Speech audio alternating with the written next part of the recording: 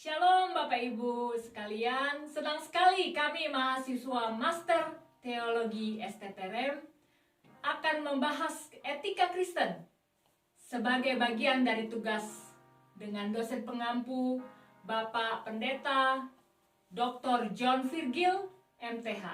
Saya Dian Purba bersama dengan Ares Pasaribu akan membahas 3 perspektif dalam etika Kristen. Etika Kristen artinya etika yang menggunakan prinsip-prinsip yang berasal dari iman Kristen.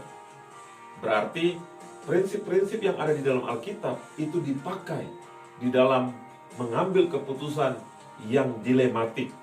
Ya, memang Alkitab sudah memberikan kita prinsip-prinsip yang akan kita pakai dalam mengambil keputusan, walaupun memang tidak secara terperinci. Tidak boleh misalnya menggunakan narkoba, tidak boleh merokok, tidak boleh ini, tidak boleh itu. Tapi berdasarkan prinsip-prinsip yang ada di dalam Alkitab, kita mengambil keputusan. Itulah yang dimaksud dengan etika Kristen. Dalam hidup ini tentu banyak sekali persoalan-persoalan yang dilematik. Contohnya misalnya jika seorang anak mengalami suatu peristiwa pelecehan seksual, apakah yang harus dilakukan? Jalan yang terbaik untuk anak tersebut. Atau misalnya di dalam Alkitab ada contoh misalnya mengenai Esther yang harus mengambil keputusan penting yang akan menyelamatkan satu bangsa Israel dari kepunahan. Di situ kita melihat bahwa ada prinsip-prinsip yang dipakai yang menjadi pegangan untuk mengambil keputusan. Inilah yang akan kita bahas di dalam presentasi singkat. Kita mencoba membahas ada 3 sudut pandang yang akan kita pegang, jadikan sebagai dasar dalam kita mengambil keputusan di dalam keadaan-keadaan yang dilematik. Bapak Ibu, ada 3 perspektif dalam etika Kristen menurut John Frame. Yang pertama adalah normatif, yang kedua adalah situasional, yang ketiga adalah eksistensial. Perspektif normatif adalah apa yang dikatakan secara jelas dalam Alkitab tentang satu kasus. Perspektif situasional adalah situasi kehidupan yang sedang dihadapi. Dan perspektif eksistensial adalah bagaimana keputusan diambil tanpa menghalalkan segala cara dan tetap memegang prinsip Alkitab. Mari kita ambil satu contoh bagaimana satu kasus dilihat dari 3 perspektif ini. Contoh kasus perceraian ya, misalnya perceraian ini sering menjadi persoalan yang dilematik karena firman Tuhan katakan tidak boleh bercerai, tetapi ada kasus-kasus yang sangat-sangat dilematik Bapak Ibu Saudara. Kalau sudah menyangkut nyawa dari salah satu pasangan, atau mungkin nyawa dari salah satu pasangan bersama anak-anaknya, di mana misalnya seorang suami melakukan abuse terhadap keluarganya, tidak hanya terhadap istri, tapi juga terhadap anak-anaknya. Di sini kita harus melihat dari situasional dan eksistensional dari kasus tersebut. Secara normatif memang firman Tuhan melarang kita untuk melakukan perceraian, tapi waktu kita kembalikan kepada definisi daripada pernikahan, pernikahan itu adalah lembaga yang diciptakan Allah untuk saling memadu kasih, untuk memancarkan kasih Allah. Tetapi jika ada satu pasangan yang melakukan tindakan-tindakan yang bisa merenggut nyawa dari salah satu partner dan keluarganya, anggota keluarga, maka harus kita lihat. Kita harus melihatnya dari situasional dan eksistensialnya. Begitulah maksudnya. Jadi maksudnya secara situasional mungkin kita akan coba konseling, kita akan coba untuk mendamaikan.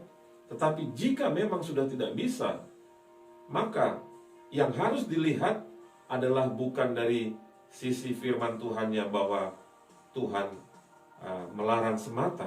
Tuhan melarang semata. Tuhan melarang perceraian maksud saya. Tetapi jika sudah mengancam nyawa, maka pasangan tersebut harus dipisahkan. Ya, secara situasional harus dipisahkan, dan secara eksistensi harus dipisahkan.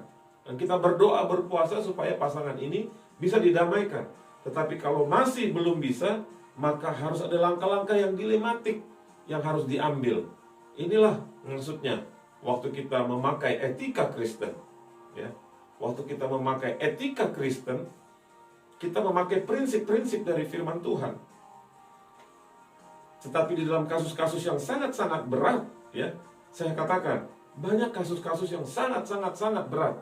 Kita harus melihat dari tidak hanya normatifnya, tetapi situasional dan eksistensinya. Kiranya Bapak Ibu boleh mengerti akan penjelasan singkat dari kami. Mari kita ambil kisah di dalam satu Alkitab, di mana kita coba melihatnya dari sisi normatif dan situasional dan eksistensial, yaitu kisah tentang Esther yang akan dibawa oleh Dian Purba. Dalam kisah Esther, kita bisa mengerti bahwa ada persoalan-persoalan yang dilematik yang dihadapi oleh Esther. Esther harus mengambil keputusan yang sangat beresiko dan beresiko tinggi dengan nyawa taruhannya. Saya terkagum dengan cara Esther mengambil keputusan yang sangat berat.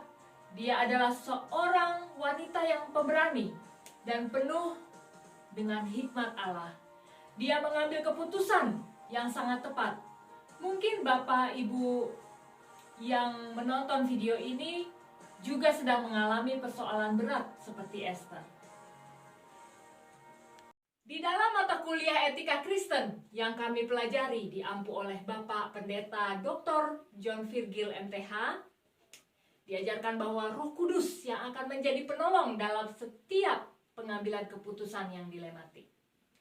Dalam pertanyaan bagaimana kita harus hidup, tetapi penghibur, yaitu Roh Kudus yang akan diutus oleh Bapa dalam namaku, dialah yang akan mengajarkan segala sesuatu kepadamu dan akan mengingatkan kamu akan semua yang telah kukatakan kepadamu. Di dalam Yohanes 14 ayat 26. Di dalam 1 Yohanes 2 ayat 27 dikatakan, sebab di dalam diri kamu tetap ada pengurapan yang telah kamu terima daripadanya. Karena itu tidak perlu kamu diajarkan oleh orang lain, tetapi sebagaimana pengurapannya mengajar kamu tentang segala sesuatu, dan pengajarannya itu benar, tidak dusta. Dan sebagaimana ia dahulu telah mengajar kamu, demikianlah hendaknya kamu tetap tinggal di dalam dia. Jadi, ketika kita berdoa untuk memahami kitab suci, Roh akan membimbing kita dan mengajar kita. Dia akan menunjukkan kepada kita prinsip-prinsip yang harus kita pegang untuk situasi apapun. Firman Tuhan katakan Roh Kudus adalah harta yang indah. Mari kita miliki harta yang indah. Tentunya kita juga memakai perspektif yang Tuhan juga berikan kepada kita. Tetapi lebih daripada semuanya itu adalah Roh Kudus. Bersama ini kami dapat simpulkan bahwa etika Kristen adalah etika yang bersumber dari prinsip-prinsip Alkitab yang diajarkan oleh Roh Kudus. Kiranya presentasi singkat ini boleh memberikan wacana memperluas wawasan kita di dalam mengambil keputusan dilematik. Ada Allah Roh Kudus yang akan menolong kita. Seperti Esther mengambil keputusan yang tepat walaupun resiko sangat tinggi. Kepada Bapak Ibu siapapun yang sedang mendengar video ini, ambil keputusan bersama Roh Kudus. Pasti jalan yang daripada Tuhan adalah jalan yang terbaik. Sekian presentasi dari kami berdua. Saya Ares Pasaribu dan Dian Purba. Tuhan memberkati Bapak Pendeta Dr. John Virgil MTH yang sudah membagikan berkat buat kami semua. Shalom. Shalom.